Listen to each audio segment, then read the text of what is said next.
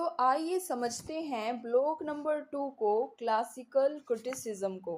पहले के टाइम पे कोई भी चीज़ अगर परफॉर्म की जाती थी, तो पहले के टाइम पे तो ये सुविधा नहीं थी कि आप उसको रिकॉर्ड करके रख लें और उसके बाद उस पर रिस्पॉन्स दें। तो अब ये हमारे पास सुविधा है कि हम एक प्ले को स्टोर करके रख सकते हैं मशीन्स की वजह से, और बाद में हम उसको उसके ऊपर रिस्पॉन्स दे सकते हैं। तो एंशियंट टाइम में देखा गया कि धीरे धीरे जो नियरनेस थी, जो भी एक स्पीकर, एक्टर, पोइट, सिंगर होता था, उसकी नियरनेस उसकी ऑडियंस से बहुत ज़्यादा ज़रूरी हो गई थी, और ऑडियंस के अंदर उनके इमोशंस देखे जा सकते थे। तो इमिटेशन, जिसको मिमेसिस कहते हैं, इंस्पिरेशन, एथिक्स और प्लेजर यानी हीडोन, इन सब में इमोशंस जो है बहुत ज़्यादा ज़रूरी हो गए थे। जो एंशियंट लोग थे उनको न्यू थिंग्स पसंद थी, लेकिन उनका कहना ये था कि जो एक ट्रेडिशन चलता आ रहा है वो वैसे ही होना चाहिए, उसमें चेंजेस नहीं करने, और जो नॉर्म्स बने हुए हैं उन्हीं नॉर्म्स के साथ आगे बढ़ना है। और एक चीज़ को और भी स्वीकार नहीं किया गया था, अगर कोई चीज़ सिर्फ एक इंडिविजुअल के थॉट को दिखाने लग रही है, किसी इंडिविजुअल इंसान को शो किया जा रहा है, या फिर कुछ आपने ऐसा दिखा दिया कि मतलब एक ट्रेडिशनल एंडिंग एक हिसाब से होती है, लेकिन आपने उस एंडिंग को कुछ अलग बना दिया, तो वो सब स्वीकार नहीं था। और माना जाता था कि जो इंस्पिरेशन है वो है हमारी जो म्यूजिक से ही आती है, इंसान के बस में कुछ नहीं है, म्यूजिक ही हमें इंस्पायर करती है सब लिखने का। तो सोर्स ऑफ इंस्पिरेशन थी म्यूजिक, यानी फिलोसफी के लिए कोई रूम नहीं था। जैसे आर्ट फॉर आर्ट सेक, यानी आर्ट आर्ट के लिए आर्ट क्रिएट करनी चाहिए, ऐसा कोई कॉन्सेप्ट नहीं था। तो जो प्लेटो जैसा इंसान था उसका तो मानना था कि जो आर्ट होती है वो बिल्कुल भी अच्छी नहीं होती, उसमें अनरियलिटी होती है, अनट्रूथफुलनेस होती है। लेकिन जैसे एरिस्टोटल था, उसका मानना कुछ अलग था, जिसकी वजह से उसको पैसे भी दिए गए कि वो अपना काम जारी रखे। उसका मानना था कि जो आर्ट होती है वो हमको नॉलेज देती है, और नॉलेज से हमें संसार की डीप अंडरस्टैंडिंग मिलती है। और एक चीज़ की जो डिमांड हो रही थी कि अगर आपके पास कोई कला है, अगर आप उससे लोगों को प्लेजर दे सकते हो, उनके जो है इमोशंस के साथ उनके इमोशन को स्टर कर सकते हो, अराउज कर सकते हो, तो ये तो बहुत ही अच्छी चीज़ मानी जाती थी। तो जो पुराना एंशियंट टाइम होता था, वहाँ पर आर्ट से, जो आर्ट होती है उससे लोग मतलब इंटरेस्टेड नहीं थे कि उनको कोई आइडियोलॉजी का पता चले या फिर किसी सोशल रिफॉर्म का पता चले। मेन पर्पस था कि उनको एंटरटेनमेंट मिलना चाहिए आर्ट से, और लोगों का एंटरटेनमेंट हो, इस फील्ड में एरिस्टोटल ने बहुत अच्छा काम किया था। उसने कैथारसिस का कॉन्सेप्ट दिया था, जिसको हम आगे देखेंगे। तो अब क्वेश्चन आता है कि क्लासिकल क्रिटिसिज्म से आप क्या समझते हैं। देखिए, क्लासिकल क्रिटिसिज्म जब भी वर्ड आता है तो आपको उसी टाइम समझ लेना चाहिए कि यहाँ पर एंशियंट ग्रीक और रोमन मॉडल्स की बात हो रही है। अब इन दोनों में से भी आप महान मान के चलिए ग्रीक को, क्योंकि जो रोमन्स थे वो इंस्पायर्ड थे ग्रीक से ही। तो अब जो टाइम होता है 8 BC से 4 BC का, इसे क्लासिकल एज कहा जाता है। इसमें हम ह्यूमन सिविलाइजेशन देखने को मिलती है, ब्रिलियंट लिटरेचर देखने को मिलता है, फिलोसफी देखने को मिलती है, एंड विजुअल आर्ट्स देखने को मिलती है। तो ग्रीक के प्लेटो था और अरिस्टोटल था, और रोम के थे होरेस और लॉन्जाइनस। यानी ओल्डर तो थे प्लेटो और अरिस्टोटल, और इन लोगों से इंस्पायर्ड थे रोम के होरेस और लॉन्जाइनस। और जब स्कूल्स में जब हम देखते हैं कि टीचर बात करते हैं क्लासिक्स, तो क्लासिक्स से उनका मतलब होता है शेक्सपियर से, जेन से, ऑस्टिन से, थॉमस हार्डी से, क्योंकि ये हर एज में पढ़े जाते हैं। देखिए, जो लिटरेरी क्रिटिसिज्म है ये तो बहुत पुराना है, लिटरेरी थ्योरी भी पुराना है। लिटरेरी थ्योरी देखिए, ऐसा माने जैसे पुराने टाइम में जैसे प्लेटो था, प्लेटो ने कुछ कहा, अब उसके स्टूडेंट अगर उससे सहमत नहीं है तो उन्होंने उसी चीज़ के ऊपर अपनी बात रखी, तो वो जो बात उन्होंने अपनी रिटर्न में लिख दी, तो वो क्या होगा, वो होगा हमारा लिटरेरी थ्योरी हो गया। और होरेस और लॉन्जाइनस को माना जाता है कि जो क्लासिकल क्रिटिसिज्म होता है इनका कोर इन्होंने ही रखा था। अब अगर हम क्लासिकल क्रिटिसिज्म को देखने चलें तो बहुत कुछ पढ़ सकते हैं, लेकिन जो हमारा सिलेबस है इसमें हम कहाँ तक लिमिटेड रहेंगे। हम रिपब्लिक पढ़ेंगे, पोइटिक्स पढ़ेंगे, आर्क पोइटिका पढ़ेंगे, और ऑन द सब्लाइम तक ही लिमिटेड रहेंगे। हम इसमें यह भी देखते हैं, जैसे रोमन ड्रामेटिस्ट सेनेका था, उसने इमिटेट किया था ग्रीक ट्रेजेडीज को। जो विजिल था वो भी होमर से इंस्पायर्ड था। फिर हम इसी फील्ड में आके देखते हैं, जैसे जर्मन के राइटर्स हो गए, गोथी हो गए, शीलर हो गया। तो एंशियंट ग्रीस में स्कूल ऑफ फिलोसफी और रेटरिक होता था, यही लोगों को वहाँ पर जो सिटी स्टेट्स होती थी उसमें पढ़ाया जाता था। लिटरेरी थ्योरी को पोएसिस कहते हैं। रेटरिक्स पर ज़्यादा ध्यान दिया जाता था।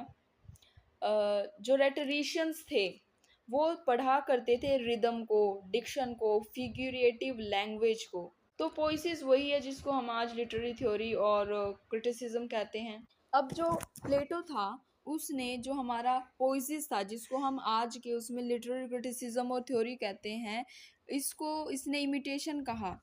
जो हमारा एरिस्टोटल है या फिर जो प्लेटो है, इन्होंने ज़्यादा लिरिकल पोइट्री पे ध्यान नहीं दिया, ट्रेजेडी, कॉमेडी और ड्रामा से ये वही ताल्लुकात रखते थे। फिर हमको इसमें एक कॉन्सेप्ट जानना है जो कि मिमेसिस और डाइजीनेसिस का होता है, जो कि हम आगे देखेंगे।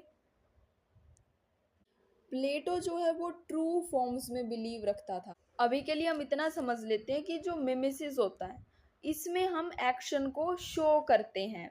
तो जिस वे में हम एक्शन को शो करते हैं वो मिमेसिस होता है। और डाइजेसिस क्या होता है कि हम किसी एक्शन को जब मुंह से बता रहे हैं। एक होता है हम किसी चीज को करके दिखा रहे हैं, जैसे कि पेंटिंग।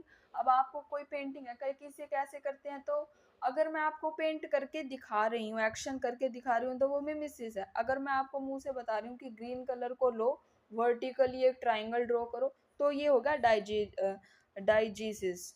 तो प्लेटो कुछ हमारे ना पेरेंट्स की तरह था। जैसे कि हम टीवी देखते हैं, केबल्स जो भी सीरियल चैनल चलते हैं, तो अगर उसमें हम सब कुछ अच्छा तो नहीं दिखाया जाता, तो कुछ चीज़ें ऐसी होती है जो हमें नहीं देखनी चाहिए। तो हमारे पेरेंट्स को डर होता है कि अगर बच्चा कोई ऐसी चीज़ देखेगा जो उसको नहीं देखनी चाहिए, तो इससे उसके माइंड पर इफ़ेक्ट पड़ेगा।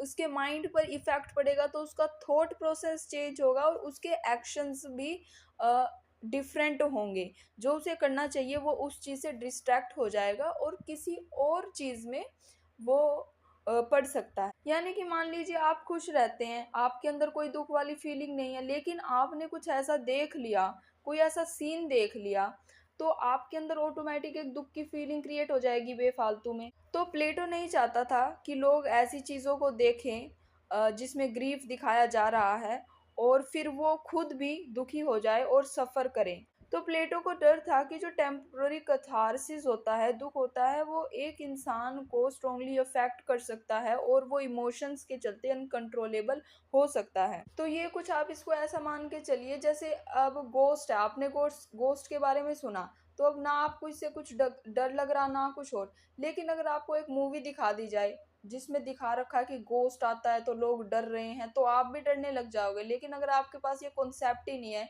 कि गोस्ट आता है, किस तरीके से डरना चाहिए, तो आप नहीं डरोगे।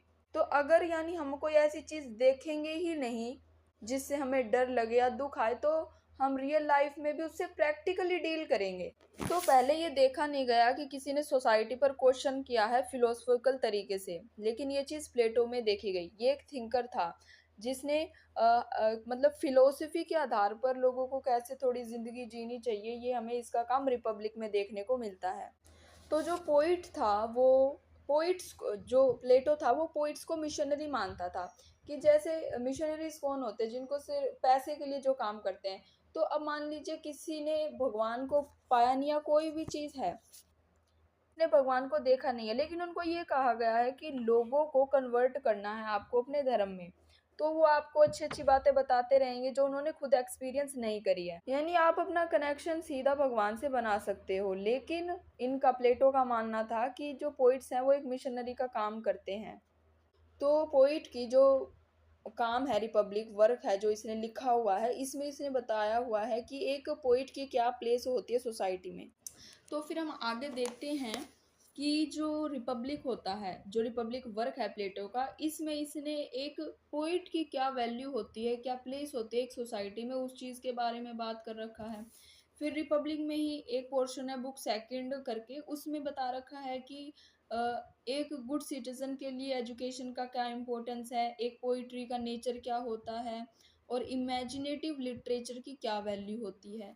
बुक नंबर 10 में दिखा रखा है, वही पोइट्री के नेचर को और लेंथ में डिस्कस कर रखा है। इसने फिर पेंटर का रेफरेंस देके अपनी बात को दिखा रखा है कि कैसे जो कोई भी फॉर्म ऑफ आर्ट होती है, ड्राइंग, पेंटिंग, एक्टिंग, वो एक इमिटेशन होती है जो कि रियलिटी नहीं होती और थाइस रिमूव फ्रॉम रियलिटी होती है। तो जहाँ एक तरफ जो प्लेटो था उस वो ट्रू रियलिटी, आइडियल और एब्स्ट्रैक्शन में विश्वास रखता था और जिसका मानना था कि जो आर्ट होती है वो फॉल्स होती है, ट्रिवियल होती है, हार्मफुल होती है, यानी जो पोइसियस होता है वो हार्मफुल होता है। वहीं इसी चीज़ को एरिस्टोटल जो पोइसिस होता है उसको मानता था कि ये सीरियस होता है, ट्रू होता है और हेल्पफुल होता है। जैसे अरिस्टोटल जो है प्लेटो का स्टूडेंट था। अरिस्टोटल जैसे नेचर होता है उसको मानता था कि नेचर हमारे लिए बहुत सारी पोटेंशियल्स खोल के रखता है। अरिस्टोटल मिमिसिस को, यानी हम अगर कोई आर्ट बना रहे हैं तो किसी चीज को देख के ही बना रहे हैं, तो उसको सिर्फ एक कॉपी नहीं मानता था। तो जो अरिस्टोटल था ये पोइट्री को ज्यादा महत्व देता था, हिस्ट्री को कम देता था, क्योंकि जो पोइट्री होती है वो फिलोसफिकल इन नेचर होती है। पोइट्री में यूनिवर्सल ट्रूथ होते हैं और वहीं जो हिस्ट्री होती है वहां पर हमें फैक्ट्स बता रखे होते हैं। जैसे प्लांट्स होते हैं, सब प्लांट्स की अपनी अपनी खासियत होती है। सबका डिसाइडेड है कि किस प्लांट की कितनी ग्रोथ होगी, किस प्लांट में क्या खूबी है, किस में से खुशबू आएगी, कौन देखने में सुंदर लगता है। तो ऐसे ही जो जॉनरास होते हैं उनका भी अपना अपना हिसाब होता है। एपिक, जैसे एपिक होता है उसमें जरूरी नहीं है कि ट्रेजेडी डालेंगे जब भी वो एपिक चलेगी, या फिर जरूरी नहीं है कि ट्रेजेडी हुआ तो उसमें कॉमेडी होनी चाहिए। तो जो एरिस्टोटल था वो इन सब चीज़ों को मिक्स नहीं करता था कि इसमें वो क्वालिटीज़ होनी चाहिए, एपिक में ये भी होना चाहिए। वो हर इंडिविजुअल काम को उसके इंडिविजुअल वर्क के हिसाब से, स्टैंडर्ड के हिसाब से जज करता था और सबकी अपनी अपनी क्वालिटीज़ होती थी, इस चीज़ को अप्रिशिएट करता था। लेकिन उसका फिर भी कहीं ना कहीं ये मानना था कि जो एपिक्स होती है, जो ट्रेजेडीज होती है वो एपिक से सुपीरियर होती है। अब हमारे पास इंपॉर्टेंट टर्म्स आती है जैसे हमर्शिया, परगेशन, कैथारसिस। अब एक चीज़ हमें ये जाननी चाहिए कि जैसे जो रोमांटिसिज्म था वो रिस्पॉन्स था क्लासिसिज्म को, क्योंकि जो रोमांटिसिज्म था इसमें इंडिविजुअल पर, एक पर्टिकुलर सब्जेक्ट को इम्पोर्टेंस दी जाती थी।